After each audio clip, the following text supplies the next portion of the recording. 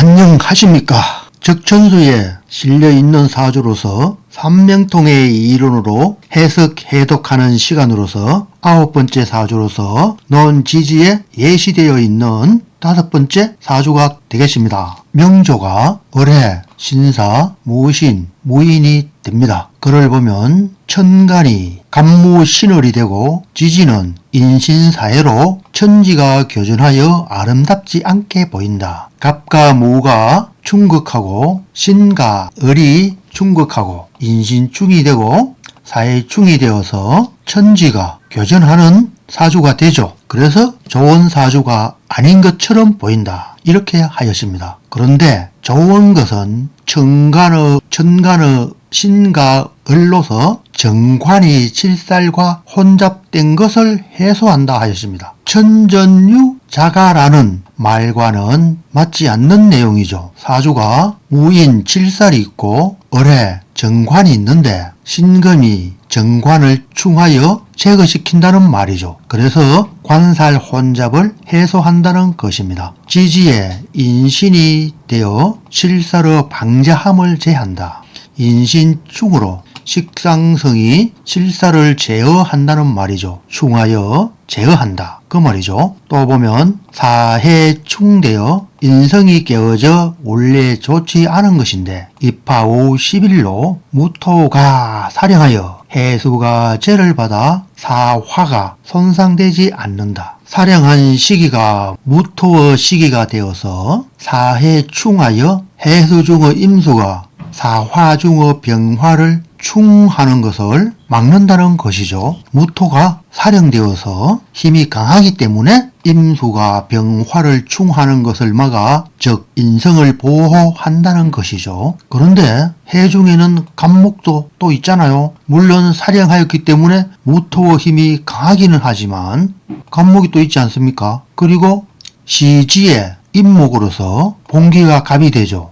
물론 그렇다 하더라도 무토가 힘이 강하다고 할 수는 있기는 있지만 그래도 뭔가 살짝 석연치 않는 형상이 되죠. 중년운의 목화는 인성을 도와 신을 도우니 연등갑지하여 군수가 되었고 자대운에 해수를 도와 칠사를 생하여 인성을 깨 세상을 떠났다. 이렇게 하였습니다. 여기에 설명되어진 것을 보면은 역시 기준이 없어요. 결국 독자들이 기준을 찾아야 되는데 이번 사주가 5번째 사주지만 아무리 궁리하여 보아도 기준을 찾을 수가 없어요. 무엇을 위해서 오행, 십성의 생극재화가 되어야 하는가 이러한 기준이 없다는 것입니다. 이 사주는 신강약으로 보면은 무토일간이 사화월에 태어나서 무토와 병화, 비견과 편인이 올령이 되었죠. 그리고 사화는 금우생지니까 또한 경금도 있죠. 그렇지만 병과 무의 영향으로 무토가 약하지는 않은 것 같은데 전체의 맥락에서는 신약하여서 병화가 있어야 한다는 논리로 보여집니다. 중년운의 목화는 인성을 도와 신을 도우니 연등갑지하여 군수가 되었다 하였으니까 화가 일간을 생하여서 다소 약한 일간을 보완하였기 때문에 연등갑지한 것이라고 볼 수가 있기는 있겠습니다. 그리고 자대운에 자와 해가 있고 신자 또 합을 해서 반합국 수국을 이루었죠. 그리고 이 강한 재성수가 관살성을 생하여서 관살성을 도와서 관살성이 왕하게 되어서 일간을 극하고 또 일간을 생하는 병화, 인성을 깨 세상을 떠났다. 이렇게 이야기하였는데 단순히 이 사주만 가지고 이 설명을 논하였을 때는 틀린 말은 아니죠.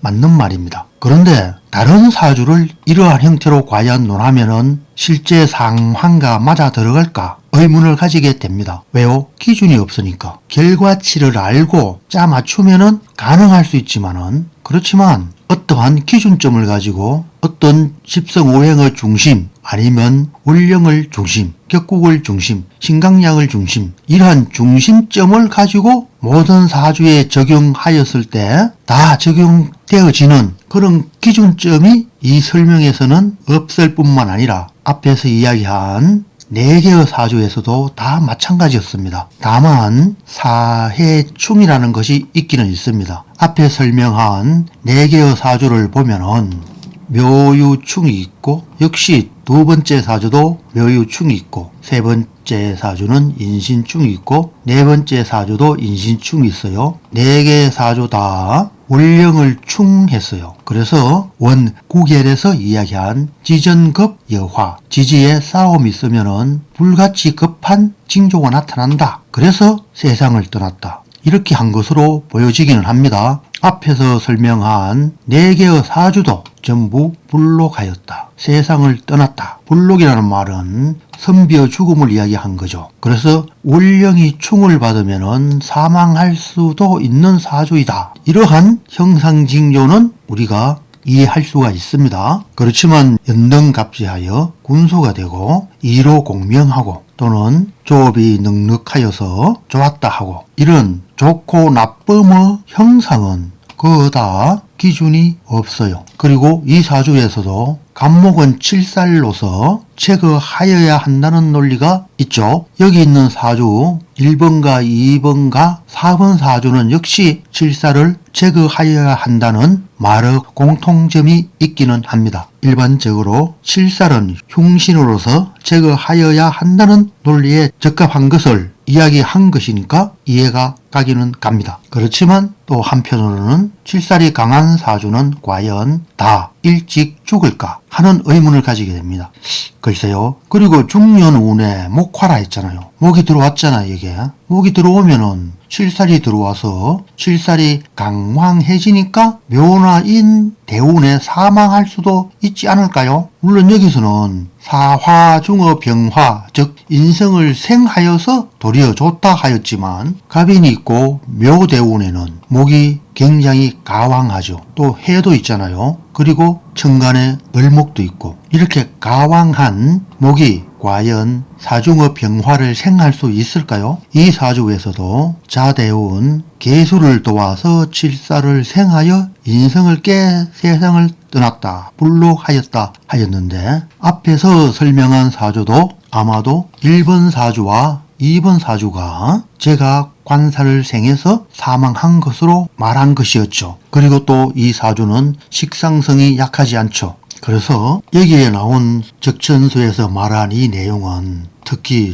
처음 공부하시는 분들은 전혀 답을 찾을 수 없이 우왕좌왕하게 되는 그러한 말이 아닌가 하는 생각도 하여 봅니다. 중년운의 목화는 인성을 도와, 이 말은 아마도 대운을 올연시 분리해서 보니까 병과 정 대운을 말한 것 같고, 그러면 축토대운은 어떻게 되었을까요? 또한 말이 없어요. 자대운의 세운을 보면은 갑인, 을묘, 병진, 정사, 무호가 됩니다. 갑인이나 을묘는 관살성이 가왕하죠. 관살성이 크게 왕한 세운이 되죠. 그리고 갑인년에는 인해합을 하려고 하는데 신이 인을 충하죠. 그리고 인과 신과 산은 세운에서 들어온 인과 또 삼형살이 되죠. 도리어 이러한 간지의 상호 관계에서 세상을 떠난 불록하게 된 징조가 아닌가 필자는 생각하여 봅니다. 삼명통해에서 이야기하는 내용을 보면은 어린 아이일 때는 재성을, 특히 편재를 도리어 살이라고 하여서 사망에 간여한다는 내용들이 삼명통의 7권 논 소화 쪽에 보면은 나오기는 합니다. 여기서도 보면은 재성이 많이 나오죠. 물론 제가 7살을 생해서 사망한다고 하였지만 하여간에 재성에 관한 내용이 제법 많이 나옵니다. 어쩌면 삼명통의 소화에서 이야기한 재성의 이론과 같은 말이 되지는 않을까 하는 생각도 합니다.